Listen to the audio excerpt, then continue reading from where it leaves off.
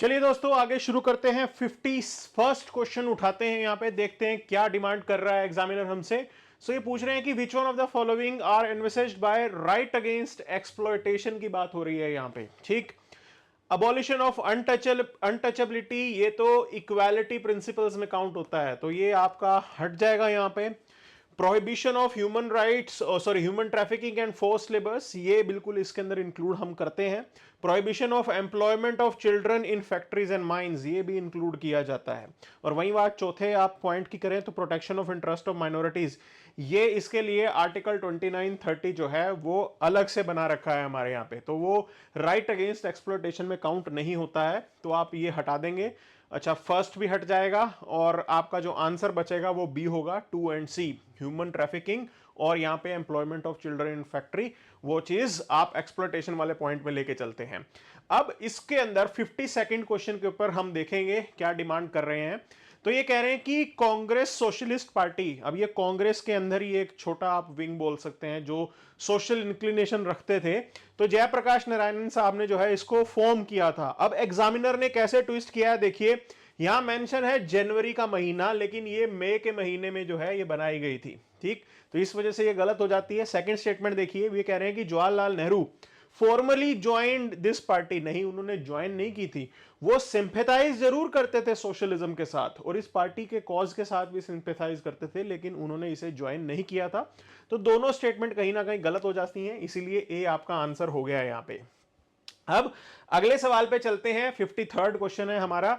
ये question demand क्या कर रहा है, इन इवेंट्स को आपको क्रोनोलॉजी के अंदर आपको लगाना होगा। ठीक है, तो मर्डर ऑफ अबुल फजल, अबुल फजल का मर्डर कब होता है, 1602 में, तो ये आप 1602 इसके अंदर ये ईयर डाल देंगे।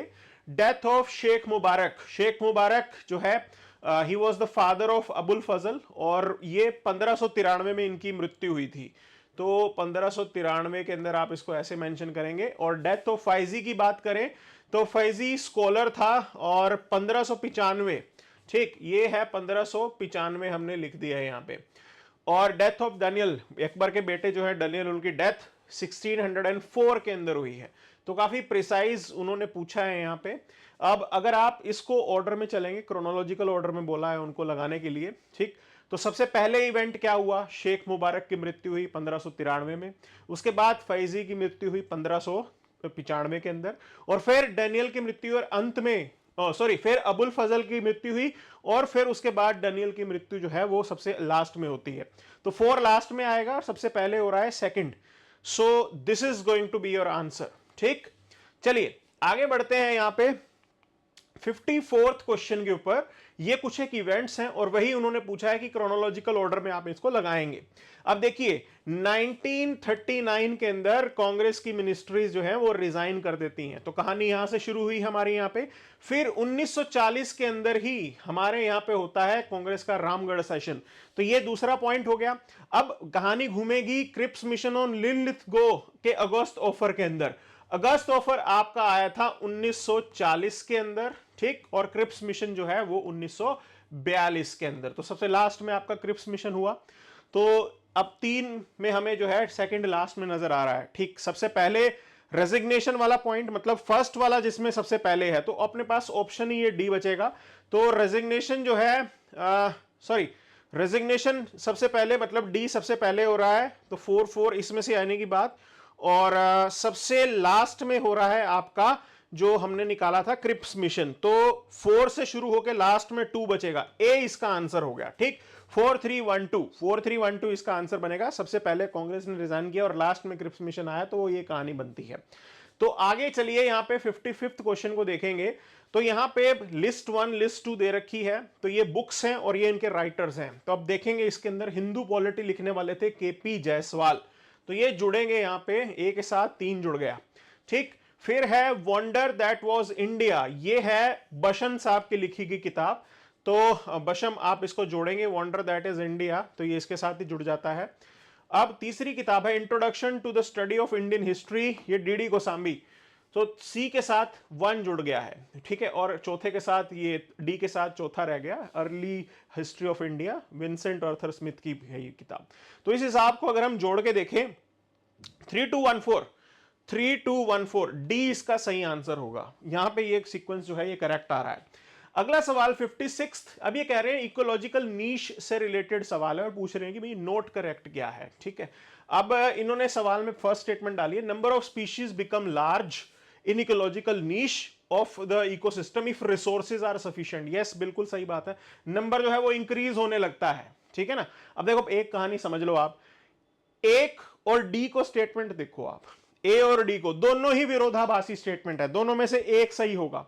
अब सेकंड कह रहा है कि number of species become small, अगर रिसोर्स सफिशिएंट है तो स्पीशीज कम थोड़ी ना होगी, सबको खाने को मिलेगा, समझिए, और अच्छे से डाइवर्सिफिकेशन भी होगा, तो इसलिए यह गलत हो जाता है। तो सीधा यहीं से ही हम निकाल सकते हैं कि डी हमारा आंसर हो गया इसका, क्योंकि रॉन्ग स्टेटमेंट ये है, यही तो पूछा है इन्होंने। तो ए और डी में विरोधाभास था, या तो ए सही हो सकता है डी सही हो सकता है, और हमने थोड़ा लॉजिक लगाया, हमें पता लग गया अगर रिसोर्सेज सफिशिएंट है तो कोई प्रॉब्लम नहीं होगी, सब फूलेंगे फलेंगे आगे बढ़ेंगे। फिर 57 पे चलते हैं। अब ये बायोस्फीयर रिजर्व लिखे हैं और सामने लिखे हैं स्टेट्स। ठीक, मानस की बात करें तो ये असम में सीधा जोड़ देना है आपने, सिमलीपाल आप ओडिशा में जोड़ेंगे, नोकरेक सीधा मेघालय में जुड़ेगा, और अगस्थ्यमलाई ये साउथ में है और केरल में जुड़ेगा। तो सबने पढ़ भी रखा होता है, फिर भी आपको थोड़ा आइडिया हो, मानस असम में है, ये बहुत फेमस है। तो आप लिखेंगे डी के साथ 3 किस में आ रहा है, देखो 2 में आ रहा है। ठीक है, अच्छा, मतलब हमें अपना आंसर नहीं मिला है। अगस्थ्यमलाई केरला के अंदर है, ये भी स्टूडेंट को पता होता है, लेकिन ये तो सिर्फ एक में पता लगेगा हमें। ठीक, कि अगस्थ्यमलाई सी के साथ एक जुड़ रहा है, तो इसलिए आप इसको आंसर कर सकते हैं। ये तरीका होता है आंसर करने का, अगर आप पिन पॉइंटेड नहीं जानते, हम वैसे पिन पॉइंटेड भी बता देते हैं।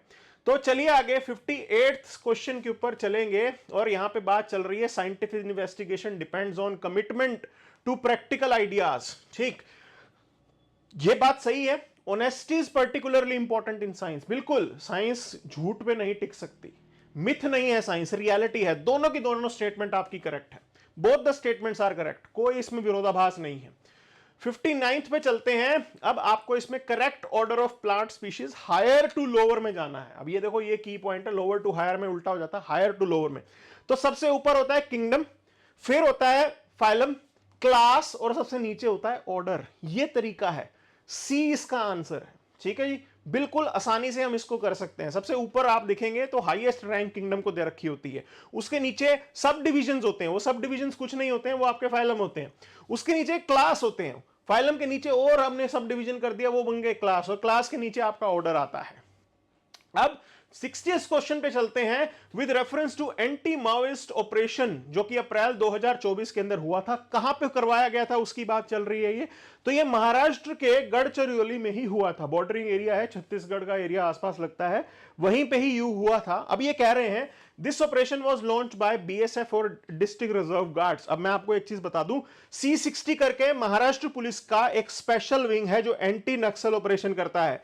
C60 फोर्स बोलते हैं उसे, और काफी इफेक्टिव और बहुत बेहतरीन काम किया है उन्होंने खुद भी इस पूरे नक्सलिज्म को साफ कर दिया है। तो महाराष्ट्र पुलिस, C60, बीएसएफ और उनका जो है ये आप बोलेंगे कि मिशन नहीं था, तो इसलिए ये स्टेटमेंट गलत है, और ए स्टेटमेंट आपकी करेक्ट है, only one, D is the answer for this question. 61st पे चलते हैं। प्रवाह की बात हो रही है, तो ये बहुत बढ़िया अचीवमेंट है, पाथ ब्रेकिंग अचीवमेंट है by Vikram Sarabhai Space Centre, बिल्कुल। और ये स्टेटमेंट सही है क्या? ये एक सॉफ्टवेयर है जो इसरो ने डेवलप किया है, जो हाई एंडेड कैलकुलेशंस में हमें हेल्प करेगा। बहुत ही बड़ी बड़ी कैलकुलेशंस आपके स्पेस में, आप सोचिए इतनी दूर, कहां मार्स और कहां चांद, और वहां से जो है सिग्नल आपके यहाँ पे स्पेसक्राफ्ट यहाँ भेजता है, तो काफी इंटेंस आप बोल सकते हैं वो कैलकुलेशंस करनी होती है, तो उसमें ये प्रवाह नाम का सॉफ्टवेयर हमें हेल्प करता है। Initial aerodynamic design of space vehicle requires evaluation of large number of configuration. बिल्कुल वही बात हम यहाँ पे हाईलाइट कर रहे हैं कि बहुत अलग लेवल पे कैलकुलेशन, बिल्कुल पिन पॉइंटेड आप रखेंगे ताकि गलती का कोई स्कोप ना हो जाए। तो दोनों ही स्टेटमेंट आपकी करेक्ट है और सी इसका सही आंसर है। अगले सवाल पे चलते हैं, 62nd, what it is demanding. तो असर्शन है, कह रहे हैं कि अप्रैल 2024 के अंदर India delivered BrahMos missile to Philippines. Okay, तो ए स्टेटमेंट ठीक है, हमने दी। सेकंड स्टेटमेंट कह रहे हैं कि missile has a range of 490। भैया 290 किलोमीटर की रेंज है, 490 के लिए अभी हम R&D कर रहे हैं, टेस्टिंग करेंगे, कंफर्म होगा तब हो जाएगी। अभी जो आपने दी है वो 290 किलोमीटर वाली है, क्लियर। तो ये स्टेटमेंट आपकी रीजनिंग वाली जो है वो इनकरेक्ट है। तो ये first statement correct, reasoning incorrect, तो ये बी इसका आंसर हो जाता है। अब 62nd पे चलिए, विच one of the following pairs is not correctly match, यहां पे बोला गया है। अब देखो पूरा गेम घुमा दिया इस हाइड्रो पावर जनरेशन कैपेसिटी के पॉइंट ने। ठीक ठीक है, बात सारी सही है कि लोकेशन गढ़वाल में है ये, अब रामगंगा प्रोजेक्ट की बात हो रही है वैसे, और 6 लाख हेक्टेयर एरिया को इरिगेट करेगा, डैम की लेंथ भी 825 मीटर है, लेकिन ये 198 केवी वाला एक तरीके से पावर प्लांट है, ये एमवी वाला नहीं है, केवी वाला है, बहुत छोटा है ये, उतने बड़े लेवल का नहीं है, समझे। तो ये कहानी हमें मालूम होनी चाहिए कि कैपेसिटी कितनी है। मेजरली इरिगेशन काम है, बाकी सब सब्सिडरी है इसका काम। अब आगे चलते हैं, with reference to cultivated area in comparison to US, China and Japan and means India has the highest geographical area under cultivation. देखिए अब इस क्वेश्चन को हम ओपन टू इंटरप्रिटेशन छोड़ेंगे। क्यों? अगर ये परसेंटेज टर्म्स में बात करता है तो इंडिया का हाईएस्ट होगा, लेकिन अगर ये टोटल में बात करता है एग्जैक्ट नंबर में तो चाइना का हाईएस्ट होगा। क्लियर? तो ये मैं छोड़ूंगा कमीशन के ऊपर कि वो क्या इसको इंटरप्रेट करते हैं, आप भी कंफ्यूज मत होना। तो सेकंड पे आइए, ये कह रहे हैं कि India's location in tropical monsoon region helps diversified cropping throughout the area. बिल्कुल सेकंड स्टेटमेंट में कोई दिक्कत नहीं है, ये बिल्कुल करेक्ट स्टेटमेंट है, अच्छा है हमारा यहाँ पे सिस्टम। तो गोइंग विद दिस, ए को मैंने इंटरप्रिटेशन पे छोड़ दिया, मैं फिर भी सी पे जाऊंगा ओनली 2 के ऊपर। चलिए 65th पे चलते हैं। ये है प्रयाग, जहां पे नदियों का संगम होता है, और यहां पे वो नदियां हैं, किसका कहां संगम हो रहा है उससे रिलेटेड जानकारी है। तो Devprayag, it is the confluence of Alaknanda and Bhagirathi river. Devprayag में अलकनंदा भागीरथी ए के साथ बी जुड़ गया, मतलब 2 जुड़ गया।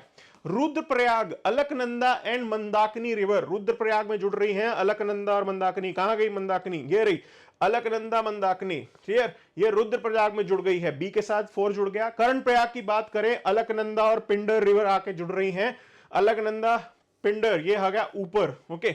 और टेरी की बात करें तो वहां पे भिलंगना और भागीरथी ये यहां पे आके जुड़ रही हैं, तो इसको हम जोड़ेंगे। देखिए ए के साथ हम जोड़ रहे थे अलकनंदा भागीरथी देवप्रयाग, ए के साथ 2, ये है ए के साथ 2 वाले, फिर अब बी के साथ हमने रुद्रप्रयाग में जोड़ा था अलकनंदा और मंदाकिनी, तो ये सी इसका सही आंसर होगा। क्लियर? चलिए आगे बढ़ते हैं 66th क्वेश्चन पे। अब ये पे यहां पे कुछ डेज मेंशन है, आपको बताना है क्रोनोलॉजिकल ऑर्डर में। National maritime day, maritime day कब बनाया जाता है? 5 अप्रैल को। ठीक, ये जानकारी हमारे पास है। दूसरा, वर्ल्ड हेल्थ डे अप्रैल 7 को बनाया जाता है, ये 7 अप्रैल को होता है। ठीक है, देखो कितने पास पास ऑप्शंस डाल रखे। वर्ल्ड एथलेटिक्स डे की बात करें तो ये मई में आता है। ठीक, वर्ल्ड एथलेटिक्स डे मई में आता है, और बिफोर रेड क्रॉस डे होता है। रेड क्रॉस डे 8 मई को होता है, तो उससे पहले आप बोलोगे कि वर्ल्ड एथलेटिक्स डे आता है। लेकिन अब सबसे पहले क्या आ रहा था? National maritime day.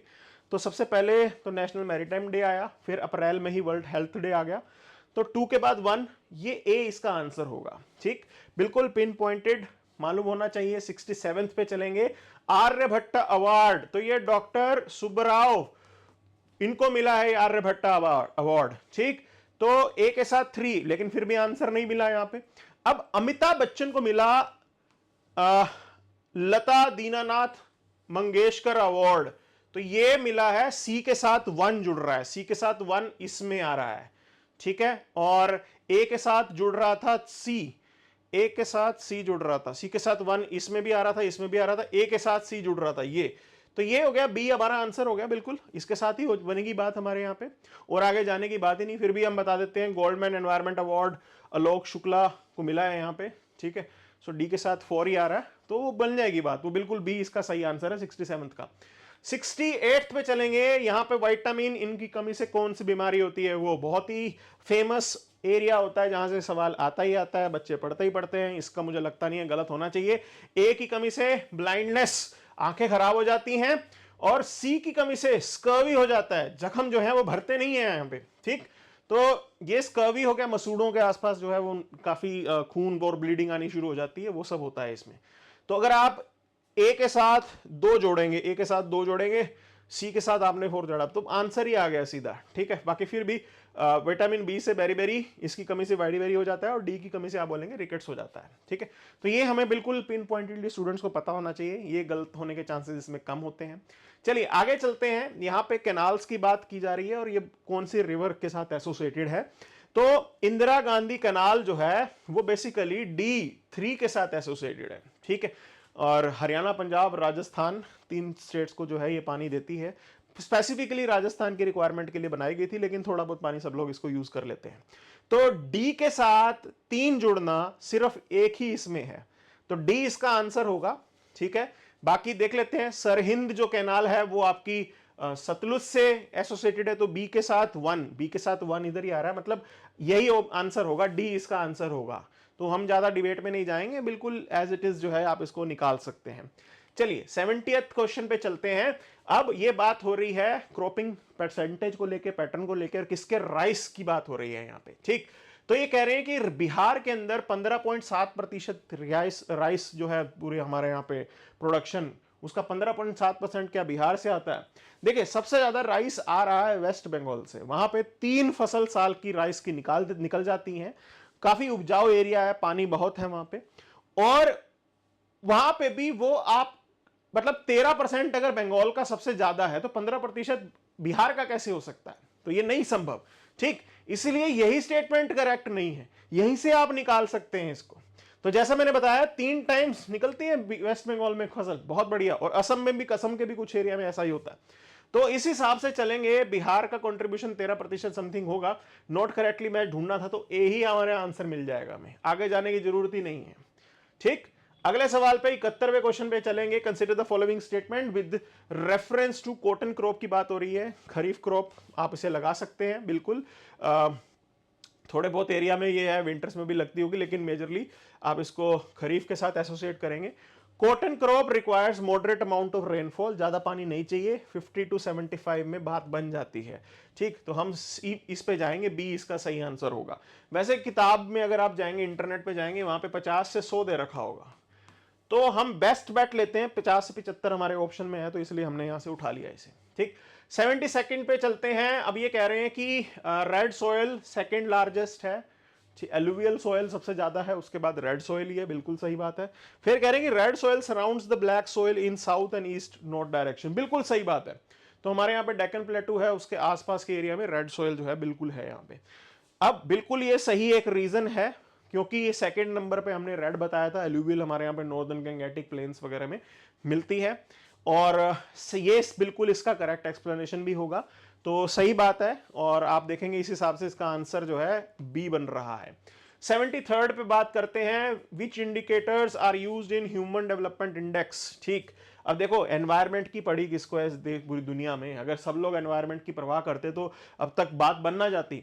तो आप सीधा सीधा कंडीशन ऑफ एनवायरनमेंट को हटा दीजिए, सी जहां जहां पे उसको हटाएंगे, उसके अलावा educational level, income level, life expectancy, इन पैरामीटर्स को वो जरूर कंसीडर करते हैं, तो डी इसका सही आंसर होगा, ठीक। अब आगे बढ़ेंगे 74th के ऊपर, इन्होंने क्रोनोलॉजिकल ऑर्डर में इसको मेंटेन करने को बोला है, फ्रॉम अर्लीस्ट टू लास्ट, ठीक है। अब प्रधानमंत्री रोजगार योजना 1993 में आई थी, प्रधानमंत्री रोजगार योजना कहां पे गई, ये बनी 1993, ठीक। रूरल एम्प्लॉयमेंट जनरेशन प्रोग्राम ये आया 1995 के अंदर। फिर प्रधानमंत्री ग्रामोदय योजना, ग्रामोदय 2000। चलिए वाल्मीकि अंबेडकर आवास योजना 2001। तो सबसे पहले तो प्रधानमंत्री रोजगार योजना आई थी, 3 से कहानी शुरू होगी, उसके बाद एम्प्लॉयमेंट जनरेशन, फिर आएगी ग्रामोदय और अंत में आवास योजना। ये इसका सी इसका सही आंसर होगा। 75th क्वेश्चन पे चलेंगे। माल्थस पॉपुलेशन को लेकर उन्होंने काफी चीज बोली है। उन्होंने एक चीज बताई थी, उन्होंने कहा था कि पॉपुलेशन बहुत फास्ट बढ़ेगा और उतना खाना नहीं हम बना पाएंगे। तो कहानी ये है, तो इसकी कहानी कैसे भी, ज्योमेट्रिकली तो आपकी पॉपुलेशन इंक्रीज होगी और अर्थमेटिकली आप फूड अरेंज कर पाओगे, और एट द एंड होगा क्या, फूड शॉर्टेज हो जाएगी। तो ये कहानी इन्होंने की थी, इसलिए अर्थमेटिक जियोमेट्रिकली आपकी जो है पॉपुलेशन इंक्रीज होती है और अर्थमेटिकली आपका फूड सप्लाई, फूड कैपेबिलिटी आपकी बढ़ती है। तो ये सी पॉइंट बोला इन्होंने। अभी इनको लेके डाउट है कि ये कितने सही कितने गलत थे, ठीक है। क्योंकि हम लोग खाना उतना बना ही पा रहे हैं तो इतनी कोई खास समस्या आ नहीं रही है। फूड सिक्योरिटी इंडिया जैसे कंट्री में तो है, और पॉपुलेशन धीरे धीरे हम कंट्रोल ही कर लेंगे।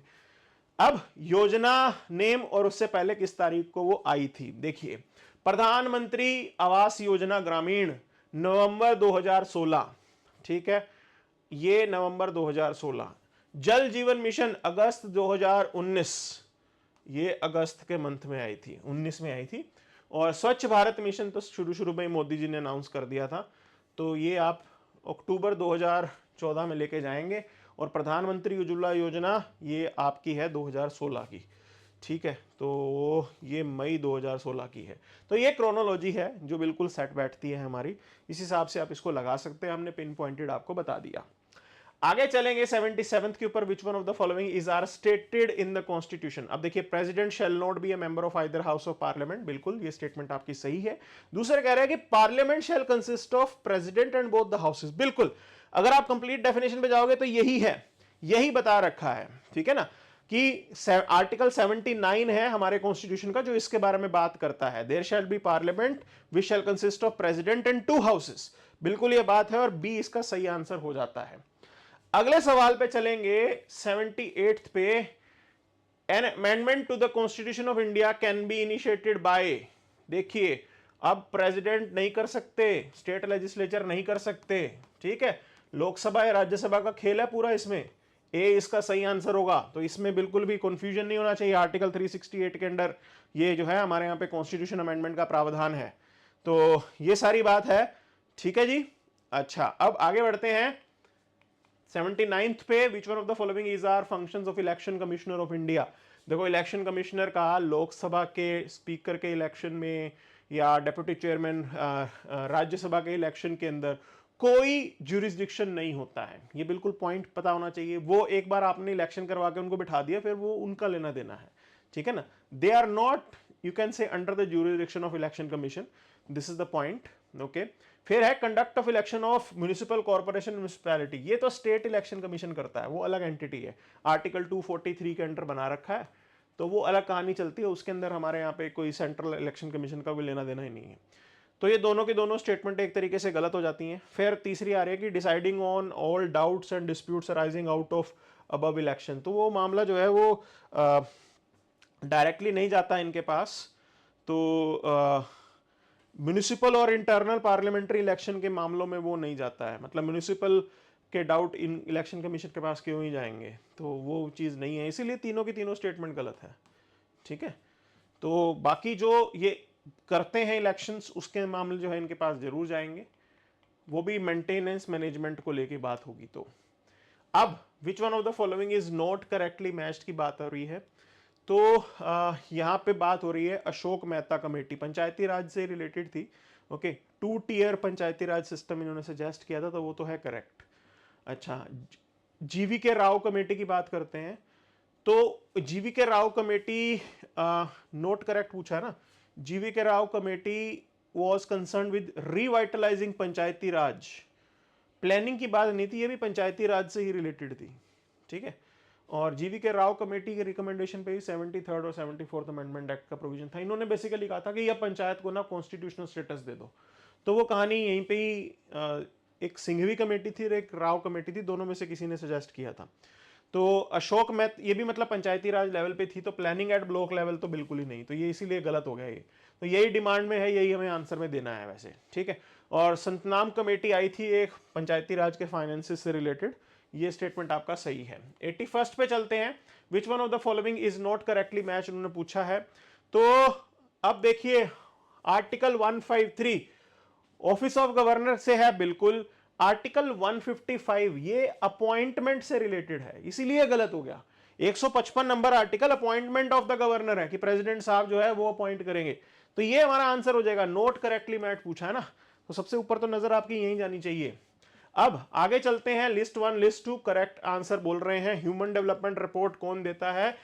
यूनाइटेड नेशन डेवलपमेंट प्रोग्राम, वो रिलीज करते हैं, तो इनको सीधा आपने यूएनडीपी के साथ जोड़ दिया, ए के साथ 3 जुड़ गया। फिर है world economic outlook, international monetary fund IMF, okay, world economic outlook यहां से जुड़ती है। वर्ल्ड इन्वेस्टमेंट रिपोर्ट, ये है वर्ल्ड इन्वेस्टमेंट रिपोर्ट है, UNCTD से है ये। एमिशंस गैप रिपोर्ट ये है आपकी united nation environment programme, okay, UNEP। तो this is what we have as UNEP। ये डी के साथ 4 जुड़ गया।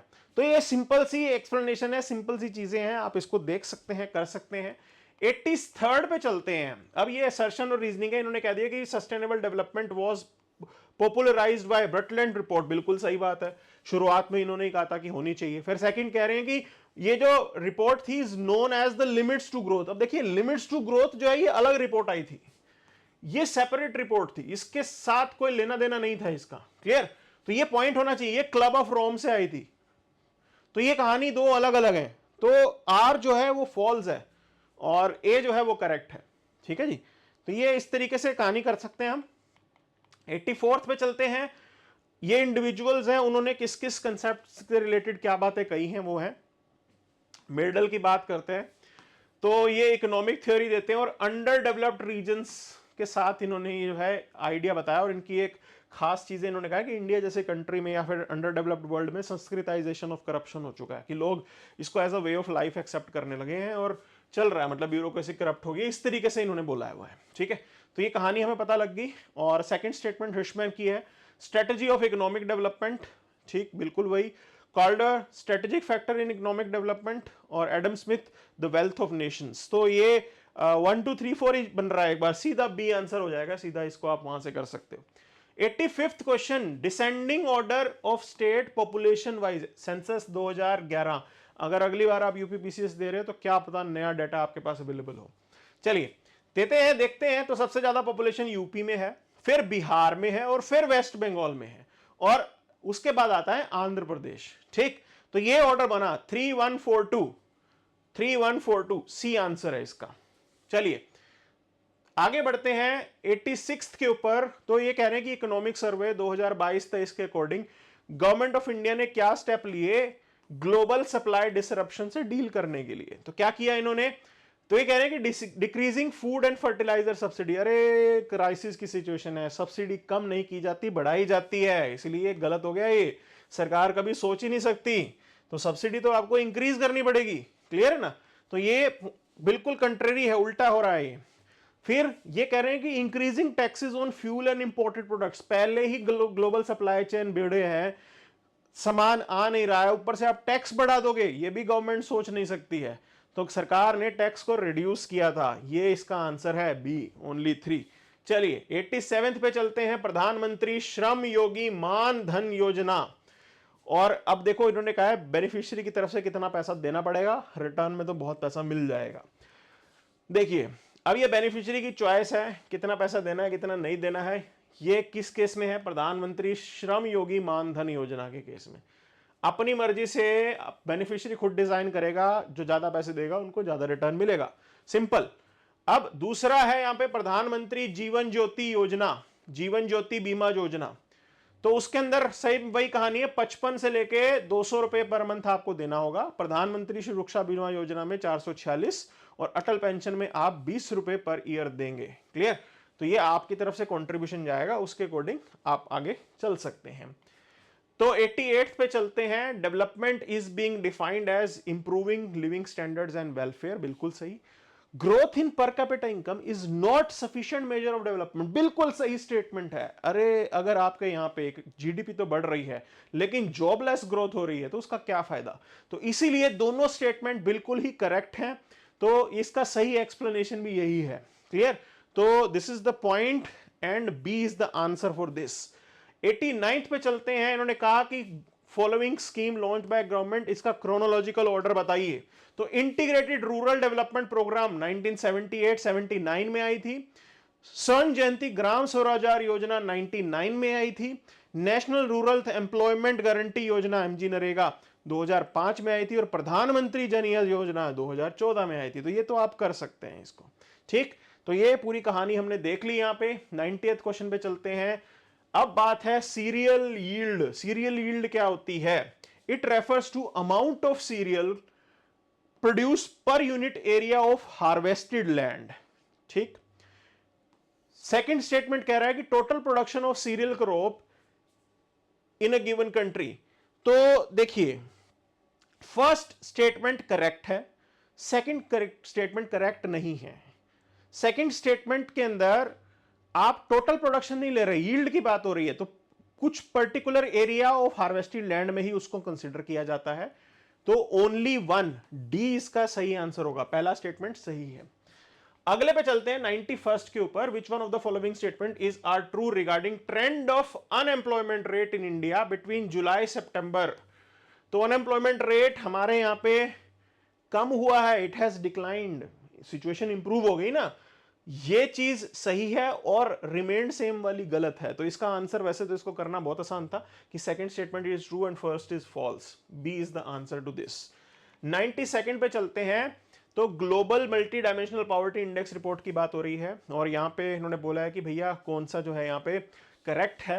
ठीक, तो हम आपको इसमें बता दें कि 3 और 4th is the correct, 3 and 4 इसके अंदर बढ़ेगा। ओके, तो ये दोनों मिलके एक तरीके से इसको रिपोर्ट को रिलीज करते हैं। ये जानकारी यहाँ पे है Oxford poverty human development initiative और यूनाइटेड नेशन डेवलपमेंट प्रोग्राम, उनके द्वारा जो है इसको किया जाता है। ठीक है, चलिए 93rd पे चलते हैं। Arrange the following schemes launched by government in chronological order में लेके आना है इसको।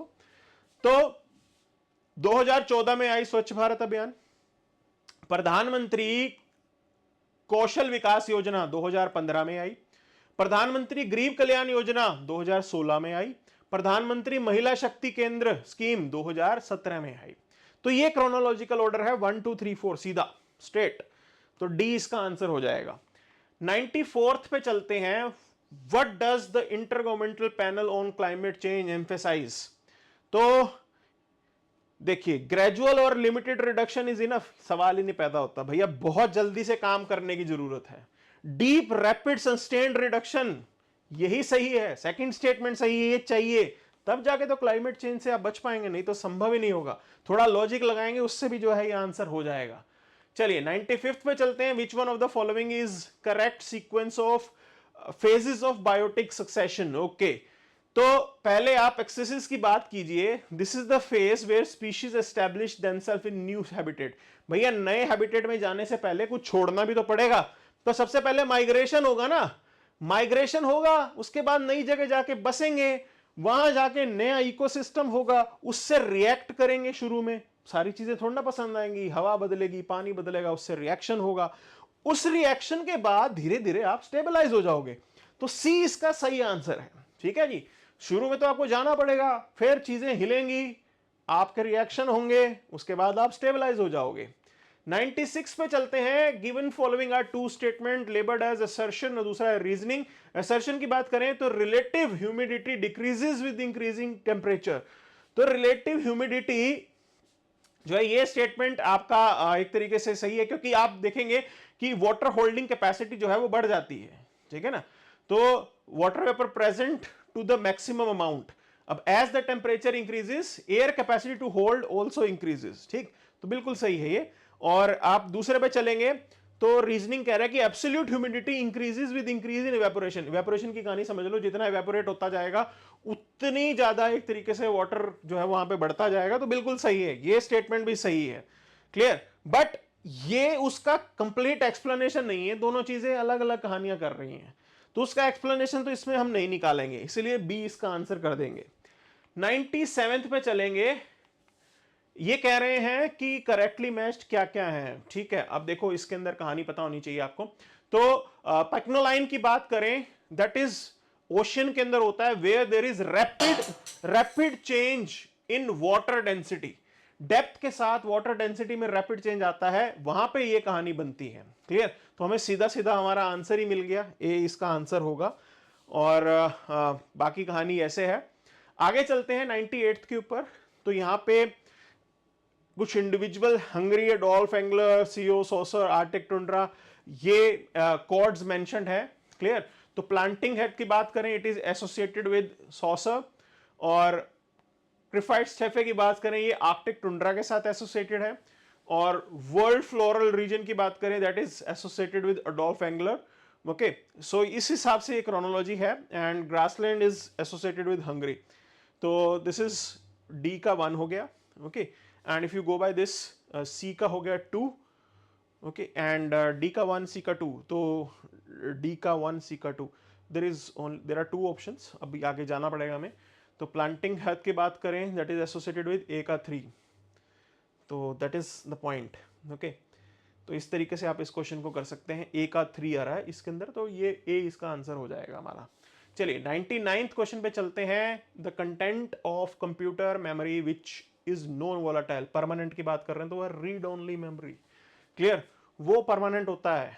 बाकी रैम जो है वो एक तरीके से वोलाटाइल है, आपने सिस्टम बंद कर दिया, आपका रैम यूजेज वाला काम रुक जाएगा, नए काम से आपको बिल्कुल नया काम शुरू करना पड़ेगा। मतलब जब हम बंद कर देते हैं तो ऐसे थोड़ा ना कि पीछे से हमारा एक तरीके से या आप इंटरनेट चला रहे हैं तो वो चलता रहता है, नहीं चलता ना, वो बंद हो जाता है ना। This is the point. चलिए आगे देखेंगे इसके अंदर। तो विच one of the following is correct relationship between Fahrenheit and Celsius. Okay, तो देखिए ये कहानी सिंपल सी है, फॉर्मूला बेस्ड है। तो फ़ारेनहाइट टू सेल्सियस की बात करें, that is Fahrenheit to Celsius, ठीक। तो ये पॉइंट लगेगा। तो इसके अंदर F is equal to 9/5 C plus 3/2, this is the answer, ठीक है। तो सेल्सियस टू फ़ारेनहाइट के अंदर ये पॉइंट, ये फॉर्मूला जो है आपका ये करेक्ट लगता है, ये इसका सही आंसर होगा, डी इसका सही आंसर होगा। So this is what we have as a relationship between them.